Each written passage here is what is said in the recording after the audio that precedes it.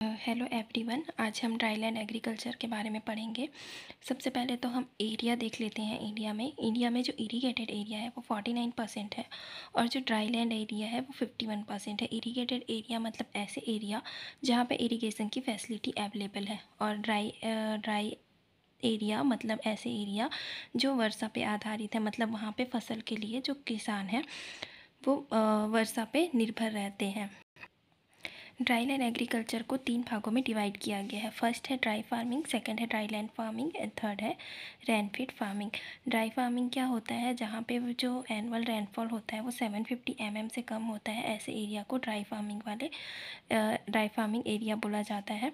फिर आता है ड्राईलैंड फार्मिंग, जिस एरिया में जो रेनफॉल है वो 750 टू 1150 mm के बीच होती है, तो ऐसे एरिया को ड्राईलैंड फार्मिंग बोला जाता है।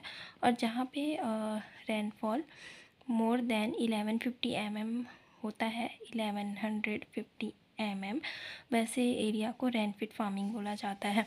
अब हम इनके बारे में अलग अलग पढ़ लेते हैं कि ड्राई फार्मिंग में किस टाइप की खेती कर सकते हैं, ड्राईलैंड फार्मिंग के फीचर्स क्या है और रेनफीड फार्मिंग क्या होता है। ओके, तो ड्राई फार्मिंग में क्या होता है, जो एनुअल रेनफॉल है वो 750 mm से कम होता है।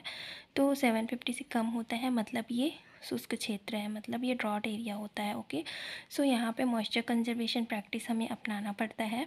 साथ ही अगर ऐसे एरिया पे हम फसल उगाते हैं तो वहाँ पे भी हमें एक अल्टर ऑप्शन रखना पड़ता है कि अगर हमारी फसल फेल हो गई सूखे की वजह से, अगर बारिश सही से नहीं हुई तो हमारे पास एक दूसरा ऑप्शन होना चाहिए। फिर आते हैं ड्राईलैंड फार्मिंग। ड्राईलैंड फार्मिंग में क्या होता है, जो एनुअल रेनफॉल है वो 750 से 1150 mm होता है। तो यहाँ पे भी ड्रॉट और एक्सेस रेनफॉल की कंडीशन आती है। तो अगर ड्रॉट होता है तो वहाँ पे हमें मॉइस्चर कंजर्वेशन प्रैक्टिस अपनाना पड़ता है, और अगर ज़्यादा बारिश होती है तो वहाँ पे ड्रेनेज की प्रॉपर फैसिलिटी होनी चाहिए।